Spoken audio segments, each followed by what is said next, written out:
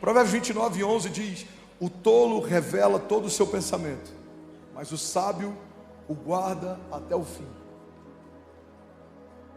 Tem outra passagem que eu amo, não lembro se está em Provérbios. A Bíblia diz que até o tolo, quando fica em silêncio, se passa por sábio. Sabe, a gente tem um desafio nos dias de hoje. A gente precisa saber o que falar e a quem ouvir. A história de João Batista ela é interessante. A Bíblia diz que num determinado momento, quando João Batista está preso, ele chega ao ponto de questionar se de fato Jesus era o Messias. Vocês lembram dessa história? Alguém já ouviu ou já leu sobre isso? Tem um momento da história que João Batista chama os seus discípulos e ele fala o seguinte: olha, vá até Jesus e pergunta se de fato ele era o Messias que a gente aguardava. Bom, como é possível a voz que clama no deserto, o homem que foi gerado por Deus no ventre estéril de Isabel para preparar o caminho para Jesus, aquele que no ventre eles se mexiam, quando a mãe de Jesus e a mãe de João Batista se encontram, eles no ventre começam a se mexer, porque ali estava aquele que prepararia o caminho, e ali estava o caminho, a verdade e a vida. Como que pode aquele que batizou Jesus com água, aquele que reconheceu o ministério de Jesus, aquele que entendeu que Jesus era o Messias, chegar a um ponto em que ele questiona se de fato ele é quem dizia ser? Eu acho que isso aconteceu por um motivo. João Batista foi preso, e a partir do momento que ele é preso, todas as notícias que ele recebe de Jesus são a partir de quem estava livre. Então toda a construção que João Batista passa a ter a partir da sua prisão a respeito da pessoa de Jesus, ela é construída a partir de opinião e de comentários de quem estava lá fora. Logo, a visão de João Batista não está sendo mais edificada a partir daquilo que ele vê, mas a partir daquilo que ele ouve. E esse é o problema da gente parar para ouvir quem não tem algo poderoso para falar. Você consegue imaginar os discípulos chegando para João Batista e falando: ô João, você não está entendendo, Jesus está andando no meio de cobrador de impostos. Jesus, cara, esses dias uma mulher estava colocando óleo nos pés dele. Irmão, Jesus, eu acho que ele perdeu o coração, ou então ele está deslumbrado. Jesus passou, e eu tô só parafraseando, talvez alguns eventos históricos que eu estou falando estão fora de contexto, desde aquele momento de João Batista preso, ok? Mas só para a gente ilustrar. Irmão, esses dias Jesus passou perto de Zaqueu e falou que queria jantar na casa de Zaqueu. Aí eu imagino o coração de João Batista falando: cara, não, peraí, Jesus jantou na casa de Zaqueu? Jantou. Cara, Jesus fez isso, Jesus fez aquilo.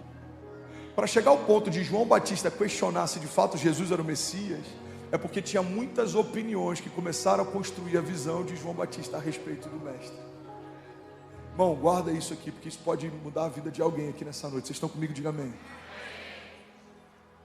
Se uma convicção gerada desde o ventre pode ser alterada por conta da opinião de alguém, quem garante que na nossa jornada a gente não vai se distrair também?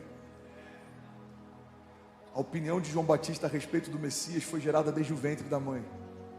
E ainda assim, porque ele parou para ouvir quem não tinha o que falar, ele coloca agora em xeque, ele coloca em dúvida algo que ele nunca teve dúvida. Irmão, se você começar a caminhar com pessoas que não creem em milagres, não tenha a menor dúvida, você vai começar a desconfiar de milagres também.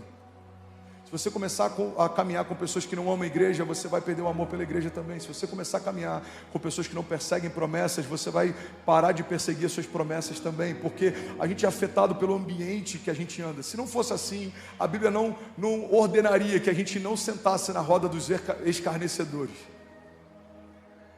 A Bíblia fala: não se assente com eles, não ande com eles, não coma com eles. Por quê? Porque a medida de fé, de paixão de quem te cerca começa a afetar a sua medida de fé e paixão. Você precisa andar com alguém mais apaixonado por Jesus do que você, alguém que vive mais milagres com Deus do que você, alguém que persegue mais as promessas do que você, alguém que flui no profético mais do que você. Por quê? Porque quando você começa a se cercar de pessoas maiores, melhores, mais crentes, mais apaixonadas, mais cheias de fé, mais cheias de fundamento, mais cheias da palavra, irmão, elas vão te edificando, elas vão te impulsionando, elas vão te empurrando. O problema é quando a gente começa a se cercar de pessoas que duvidam do que a gente quer crer, que não acreditam naquilo que a gente quer se mover mais. Irmão, é aquela história da mulher que quebra o vaso do perfume mais caro aos pés de Jesus.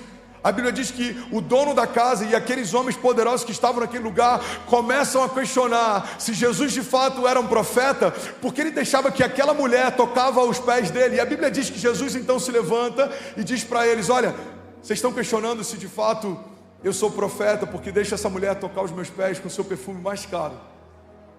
Mas desde que eu entrei na casa, nenhum de vocês me recebeu com um beijo. nenhum de vocês me ungiu com óleo, nenhum de vocês me ofereceu água. Irmão, guarda isso. Quem não teve um encontro real com Deus sempre vai chamar de desperdício o que a gente chama de adoração. Para aqueles homens era um desperdício, o perfume era tão caro. Mas para quem teve um encontro com Jesus, aquilo era adoração. Alguns amigos no início da minha jornada, irmão, por que você se envolve tanto? Por que você está em tantos cultos? Por que você viaja em missões? Porque para eles que não entendiam, isso era só desperdício. Mas os frutos fizeram com que eles entendessem que aquilo era adoração. Eu, sem exagero algum, todos os amigos que me questionaram, em algum momento da minha jornada nos últimos anos, vieram para compartilhar algum testemunho que me edificou. Eles fizeram um bolão para ver quanto tempo duraria a minha conversão. O que acreditava mais na minha conversão, acho que apostou em 1 mês. Eu acho que 1 mês ele vai ficar firminho. Guarda isso, irmão. Tudo que é para Deus nunca é demais.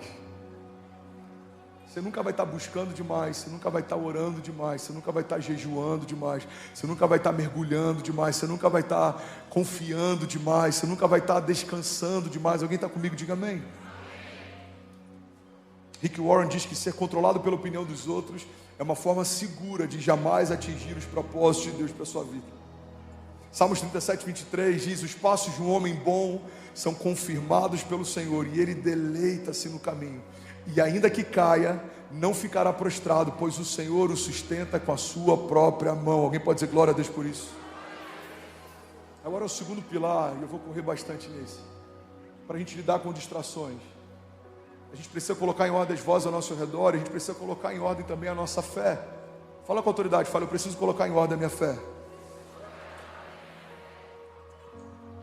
Irmão, se a gente perder tudo, mas não perder a fé, a gente não perdeu nada.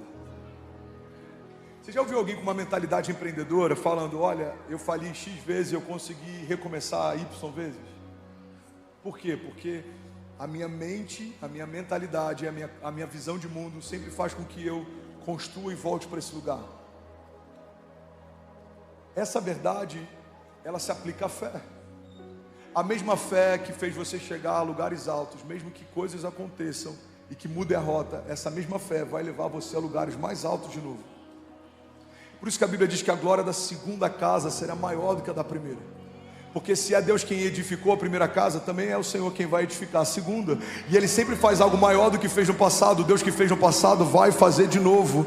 O Deus que curou no passado vai curar de novo. O Deus que te libertou no passado vai libertar de novo. O Deus que te surpreendeu no passado, alguém aqui vai te surpreender de novo. O Deus que abriu portas no passado vai abrir de novo. Porque se o caráter dele não mudou, a forma como ele se move também não. O Deus que fez todas as coisas no passado vai fazer de novo. Então, se a gente perder todas as coisas, mas não perder a fé, a gente não perdeu nada, irmão. Você pode perder qualquer coisa material, você pode perder até algumas amizades, pessoas que te abandonaram por conta de um momento difícil, mas se você não perder a fé, você tem a matéria-prima para que tudo comece a partir do nada. Gênesis fala que a terra era sem forma e vazia, não havia forma, não havia design, não havia propósito, não havia conteúdo. O Espírito de Deus pairava sobre a face das águas, mas só havia trevas e um lugar que não tinha formato, ele era informe. Mas Deus fez tudo a partir do nada. João diz: no princípio ele era o verbo estava com Deus, o verbo era Deus, e todas as coisas foram feitas por meio dele. Sem ele, nada do que foi feito se fez. Então, se o que você tem para recomeçar é nada, então parabéns, você tem a mesma matéria-prima que Deus usou para fazer tudo que existe. Deus não precisa de nada para ser quem ele é. Deus é Deus, ele faz tudo em meio ao nada. Alguém está comigo? Diga amém.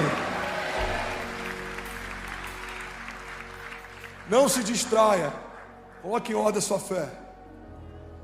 A questão não é o que você tem, a questão é quem você ouve. A questão não é o que você tem, a questão é a quem você serve. A questão não é o que você tem, a questão é qual promessa você carrega. A questão não é o que você tem, irmão, a questão é quem te chamou. Quem te chamou te garante, quem prometeu sustenta o que prometeu.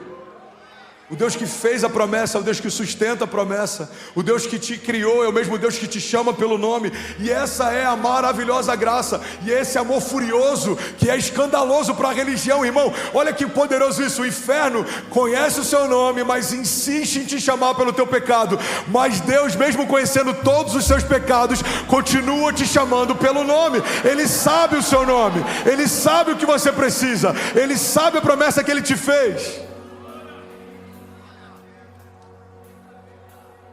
Então guarda isso, irmão. Se perdemos a fé, se perdemos tudo, mas não perdemos a fé, não perdemos nada. Precisamos ter a fé do tipo de Deus. A fé do tipo de Deus cria o que não existe, sustenta tudo que criou.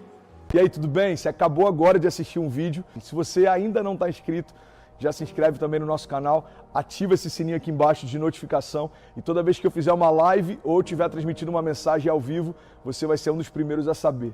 Mas eu deixei mais 2 indicações aqui que eu espero que façam muito sentido para você. Então já aproveita e clica para assistir a próxima mensagem, beleza? Seja